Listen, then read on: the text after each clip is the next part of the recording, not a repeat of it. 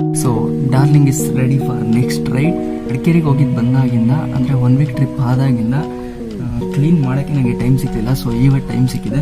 ನೋಡೋಣ, ಈಗೆಲ್ಲ ಚೆನ್ನಾಗಿ ಕ್ಲೀನ್ ಮಾಡಿಬಿಟ್ಟು ಫುಲ್ ಒಂದ್ಸಲ ಗಾಡಿ ಸರ್ವಿಸ್ ಲುಕ್ ಮಾಡಿಕೊಂಡ್ರೆ ರೈಡಿಂಗ್ ಹೋಗೋಕ್ಕೆ ಮಜಾ ಇರುತ್ತೆ. ಪಲ್ಸರ್ಗಳಲ್ಲಿ ಮತ್ತು ಈ ಹೈ ರೇಟೆಡ್ ಬೈಕ್ಗಳಲ್ಲಿ ಲೂಬ್ ನಾವು ಚೈನ್ಗೆ ಹೇಗೆ ಲೂಬ್ ಹಾಕ್ತೀವೋ ಅಷ್ಟು ಗಾಡಿ ಸ್ಮೂತಾಗಿ ಹೋಗುತ್ತೆ.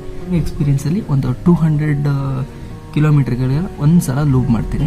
ಸೊ ಒಂದು ಮೇಂಟೈನ್ ಮಾಡ್ಕೊತ ಅಂತಂದರೆ ಗಾಡಿ ಚೆನ್ನಾಗಿ ಬರುತ್ತೆ. ನಾನು ನೋಡಿರೋ ಪ್ರಕಾರ ಮಿನಿಮಮ್ ಅಂದ್ರೂ 50 to 52 ಕಿಲೋಮೀಟರ್ ಪಲ್ಸರ್ 150 ಆರಾಮಾಗಿ ಕೊಡುತ್ತೆ 1 ಲೀಟ್ರಿಗೆ, ತೊಂದರೆ ಏನಿಲ್ಲ. ಓಕೆ ಬನ್ನಿ, ಇವಾಗ ನಾನು ಡಾರ್ಲಿಂಗ್ನ ಶಿಸ್ತು ಮಾಡ್ಬಿಡೋದ.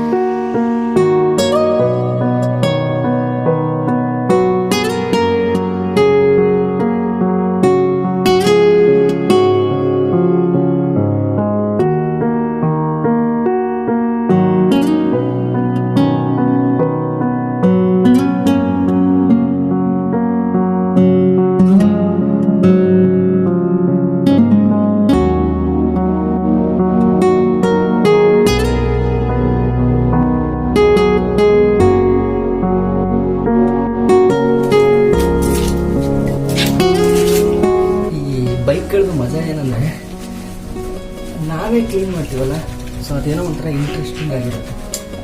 ಅಂದರೆ ಕೊಡ್ಬೋದು ಶೋರೂಮಲ್ಲಿ, ಏನು 50 ರೂಪಾಯಿ 60 ರೂಪಾಯಿ ಕೊಟ್ಟರೆ ಆರಾಮಾಗಿ ಮಾಡಿಕೊಡ್ತಾರೆ. ಬಟ್ ಆದ್ರೂ ನಾವು ಕ್ಲೀನ್ ಮಾಡೋದು, ನಾವು ಓಡಿಸೋ ಬೈಕ್ನ ನಾವೇ ಕ್ಲೀನ್ ಮಾಡ್ಕೊಂಡು ಓಡಿಸೋದು ಮಜಾ ಇದೆಯಲ್ಲ, ಅದೇ ಬೇರೆ.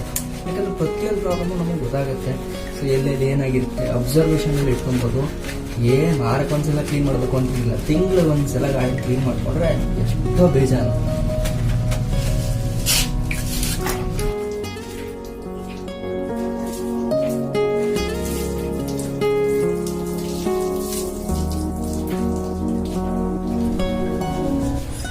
ಪಾರ್ಟ್ ಅಂತೂ ಭಾಳ ಗಲೀಜ್ ಪಾರ್ಟು. ಯಾಕೆ ಇಲ್ಲಿ ನಾವು ಲೂಬ್ ಹಾಕ್ತೀವಲ್ಲ, ಅಂದರೆ ಆಯಿಲ್ ಹಾಕ್ತೀವಲ್ಲ, ಸೊ ಅದು ಚಕ್ರ ರನ್ ಆಗ್ತಾ ಇದ್ದಂಗೆ ಇಲ್ಲೆಲ್ಲ ಫುಲ್ಲು ನಿಂತ್ಕೊಬಿಡುತ್ತೆ. ಇದಕ್ಕೆ ನಾನು ಬೆಸ್ಟ್ ಐಡಿಯಾ ಏನು ಮಾಡ್ತೀನಿ ಅಂತಂದರೆ, ಕೈಯಲ್ಲೆಲ್ಲ ಹಾಕ್ಬಿಟ್ರೆ ಫುಲ್ ಆಯಿಲ್ ಆಗಿಬಿಡುತ್ತೆ ಅಂತ ಇದಕ್ಕೆ ಬಟ್ಟೆ ಸೋಪ್ನ ಉಪಯೋಗಿಸ್ತೀನಿ. ಬಟ್ಟೆ ಸೋಪ್ ಚೆನ್ನಾಗಿ ಪಾಲಿಸು ಬರುತ್ತೆ, ಏನೂ ಆಗಿಲ್ಲ ಇಷ್ಟು ದಿನದಲ್ಲಿ. ಒಂದು ಸಲ ಹಿಂಗೆ ಬಟ್ಟೆ ಹಾಕೊಂಡು ಉಜ್ಬಿಟ್ರೆ ನೋಡಿ ಹಿಂಗೆ ಹೊಸದಾಗ್ಬಿಡುತ್ತೆ.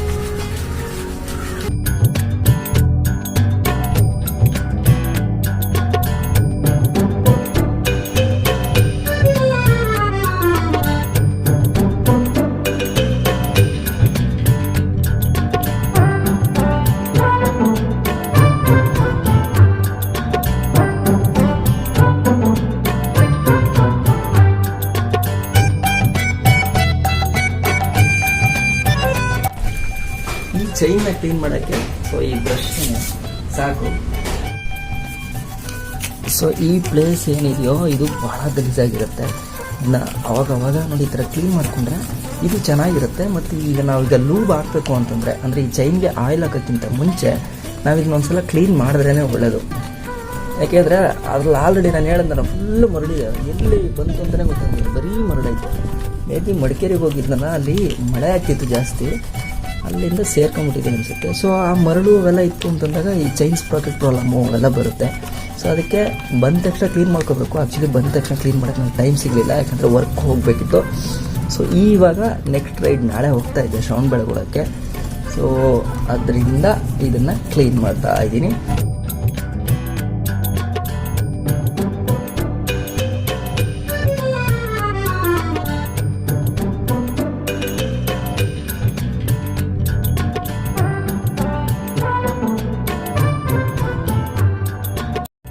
ಸೊ ಎಲ್ಲ ಒಂದ್ಸಲ ಕ್ಲೀನ್ ಆದಮೇಲೆ, ಫುಲ್ಲು ಕ್ಲೀನ್ ಆದಮೇಲೆ ಒಂದೇ ಒಂದು ಫುಲ್ಲು ಶಾಂಪುನ ಹಾಕಿ ಒಂದ್ಸಲ ಚೆನ್ನಾಗಿ ವಾಶ್ ಮಾಡಿಬಿಟ್ರೆ ಬರುತ್ತೆ ನೋಡಿ ಇವಾಗ.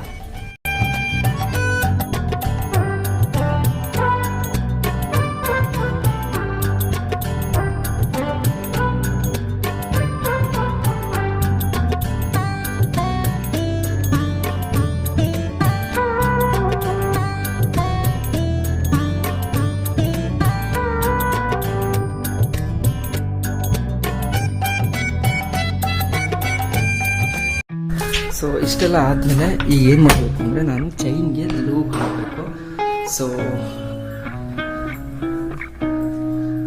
ಸೊ ಆ ಲೂಪ್ ಯಾವುದು ಅಂತ ನಾನು ನಿಮಗೆ ತೋರಿಸ್ತೀನಿ. ಸೊ ಇದು ಆ ಲೂಪ್ ಯಾವುದು ಅಂದರೆ ಬಜಾಜ್ ಕಂಪ್ನಿದು. ಸೊ ಎಷ್ಟು ml ಅಂತ ನಾನು ಹೇಳಿರಲಿಲ್ಲ. ಎಸ್ 100 ml ನೋಡಿ ತೋರಿಸ್ತೀನಿ ನಿಮಗೆ. 100 ml ಇದೆ ಮತ್ತು 55 ಗ್ರಾಮ್ಸ್ ಇದೆ. ಇದರ ರೇಟ್ ಬಂದ್ಬಿಟ್ಟು ನಾನು ತೊಗೊಂಡಿದ್ದು 187 ರೂಪಾಯಿಗೆ ಈ ಒಂದು ಬಜಾಜ್ದೇನೆ ನಮಗೆ ಸಿಗುತ್ತೆ. ಸೊ ಇದು ಬಜಾಜ್ ಶೋರೂಮಲ್ಲಿ ಸಿಗುತ್ತೆ ನನ್ನ ಪ್ರಕಾರ, ಯಾಕೆಂದರೆ ಲೋಕಲಿ ಎಲ್ಲೂ ಅವೈಲಬಿಲಿಟಿ ಇಲ್ಲ. ಸೊ ಇದನ್ನು ಹಾಕಿದ್ರೆ ಗಾಡಿ ಸ್ಮೂತ್ ಆಗುತ್ತೆ, ಅಂದರೆ ಚೈನ್ ಸ್ಪ್ರಾಕೆಟ್ ಯಾವುದೇ ಪ್ರಾಬ್ಲಮ್ ಬರಲ್ಲ, ಮತ್ತು ಮೈಲೇಜ್ ಕೂಡ ಜಾಸ್ತಿ ಸಿಗುವಂಥ ಚಾನ್ಸಸ್ ಇರುತ್ತೆ. ಯಾಕೆ ಅಂತಂದರೆ ಫ್ರೀ ಇರುತ್ತೆ, ಗಾಡಿ ಫ್ಲೆಕ್ಸಿಬಲ್ ಆಗಿ ರನ್ ಆಗುತ್ತೆ. ಆದ್ದರಿಂದ ಬನ್ನಿ ಇವಾಗ ಪ್ಲೇ ಮಾಡೋಣ.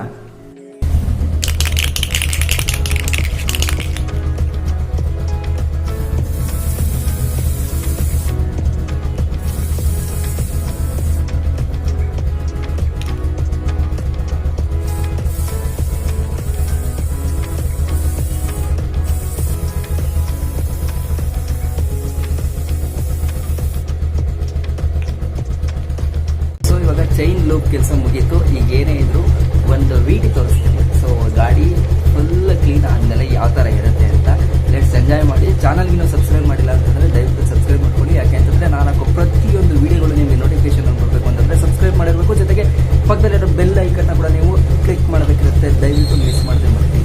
ಓಕೆ, ಬಾಯ್ ಬಾಯ್.